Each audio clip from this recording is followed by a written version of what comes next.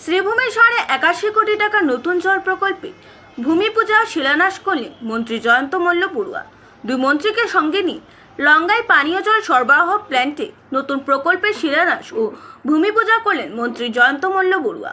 উল্লেখ্য, মুখ্যমন্ত্রী ডক্টর হিমন্ত বিশ্ব শর্মা শহরের জল সরবরাহ প্রকল্পের জন্য 81 কোটি টাকা মঞ্জুর করেছেন। এর ফলে শহরের নাগরিকদের পানীয় জলের সমস্যার সমাধান হবে বলে জানান মন্ত্রী জয়ন্ত মল্ল বড়ুয়া।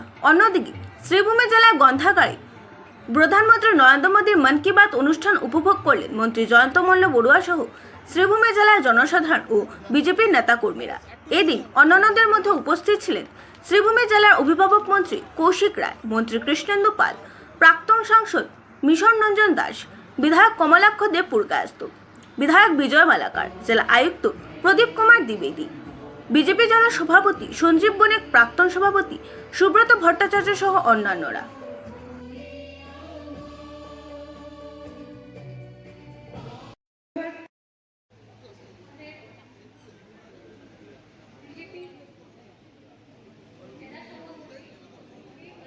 শ্রীভূমি শহরের কারণে এটা উল্লেখনীয় দিন। শ্রীভূমি শহরত আমি খোৱা পানীৰ প্ৰকল্পৰ কাৰণে প্ৰায় 81 কোটি টকা ব্যয়েৰে এটা নতুন প্ৰকল্প নিৰ্মাণৰ বাবে আজি ভূমি পূজন আৰু শিলান্যাস কৰিছোঁ। শ্ৰীভূমি চহৰৰ এটা ডাঙৰ সমস্যা আছিল খোৱা পানীৰ সমস্যা, আৰু এই সমস্যা চহৰৰ প্ৰতিটো ৱাৰ্ডতে আছিল, প্ৰতিটো অঞ্চলতে পানীৰ অভাৱ আছিলে।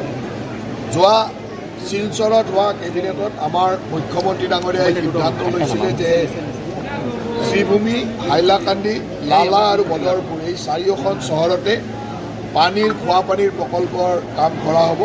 আৰু সেই মৰ্মে আমি গোটেই চহৰখন আমি ছাৰ্ভে কৰিলোঁ। চহৰৰ প্ৰায় 27টা ৱাৰ্ডৰ আমি সকলোতে পানী দিব পৰাকৈ 18 MLDৰ এটা নতুন প্ৰকল্পৰ কাৰণে DPR তৈয়াৰ হ'ল, টেণ্ডাৰ হ'ল, আৰু আজি এই প্ৰকল্পৰ আমি ভূমি পূজন কৰিলোঁ, শিলান্যাস কৰিলোঁ।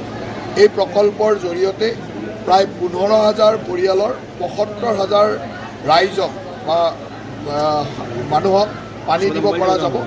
আৰু এই পানী পিছলৈকে যদি আৰু ইয়াৰ সংখ্যা বাঢ়িও যায় তেতিয়াও ইয়াৰ সেই সুবিধাটো থাকিব, কাৰণ আজিৰ তাৰিখত শ্ৰীভূমি চহৰৰ পানীৰ প্ৰয়োজন হ'ল 13 MLD।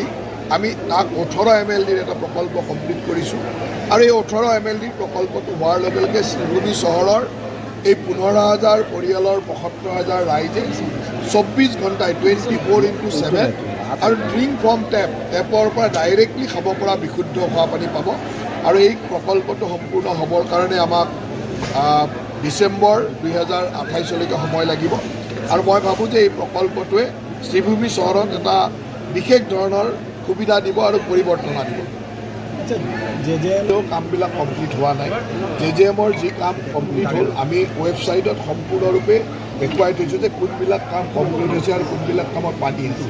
যদি তেনেকুৱা কিবা কমপ্লিট হোৱা বুলি দেখুওৱা বা পানী নোপোৱাকৈ আছে তেতিয়াহ'লে ইমিডিয়েটলি আপোনালোকে আমাৰ ডিপাৰ্টমেণ্টত জনাব পাৰিব। যিবিলাক কাম কমপ্লিটে হোৱা নাই সেইবিলাক কামতো আৰু পানী আশা কৰি লাভ নাই। যিহেতু এই প্ৰকল্পটো 2024 চনলৈকে আছিল, এতিয়া ভাৰত চৰকাৰে ইয়াক 2028 চনলৈকে এক্সটেণ্ড কৰিলে। এতিয়া এই এক্সটেণ্ডৰ পিছত যিটো ব্যৱস্থা হ'ব এই গোটেই গাইডলাইনটো আহি পোৱা নাই। এই গাইডলাইনখিনি অহাৰ লগে লগে আমি তাৰ কামসমূহ আৰম্ভ কৰিম। আৰু সেইকাৰণে 24ত যিহেতু প্ৰকল্পটো শেষ হৈ গৈছিলে, গতিকে এতিয়া ঠিকাদাৰসকলে টকা পইচা পোৱাৰ ক্ষেত্ৰত অকণমান অসুবিধা হৈছে। কিন্তু আমাৰ ইতিমধ্যে আমাৰ গোটেই ছাৰ্ভে হৈ গ'ল, বিভিন্ন ধৰণৰ ৰিপৰ্ট গ'ল। মই ভাবোঁ যে খুব কম দিনত এই সমস্যাবিলাকৰ সমাধান হ'ব। আৰু এতিয়ালৈকে আমি টোটেল 29,000টা স্কিম হ'ব। আমি এতিয়ালৈকে 17,000টা স্কিমে কমপ্লিট কৰিছোঁ, আৰু প্ৰায় 14,000 স্কিমতহে পানী দি আছোঁ। গতিকে 14,000 স্কিমৰ বাহিৰে বাকীসকলত পানী পোৱাটো, কাৰণ কমপ্লিটে হোৱা নাই, গতিকে পোৱাৰ কথাটো ক'ত আহিব। গতিকে 14,000 স্কিম কোন 14,000ত পাই আছোঁ এইটো ৱেবছাইটত পাব্লিক ডমেইনত আছে, আপোনালোকে চাই ল'লে হ'ল। সেই 14,000ত যদি কিবা কমপ্লেইন আহিছে, কোনোবাত পানী পোৱা নাই, কোনোবাত অসুবিধা আছে, তেতিয়া আপোনালোকে ইমিডিয়েটলি তাত জনাব পৰা ব্যৱস্থাও আছে, ইমিডিয়েটলি অভিযোগ দিব পৰা ব্যৱস্থা আছে। কিন্তু যিখিনি কমপ্লিট হোৱা নাই সেইখিনি কেতিয়াবা নিউজত বেছিকৈ বুজি থাকে যিহেতু পানী ওলোৱা নাই। আচলতে সেইখিনি কমপ্লিটে হোৱা নাই, কমপ্লিট হোৱা বুলি আমি কোৱাই নাই।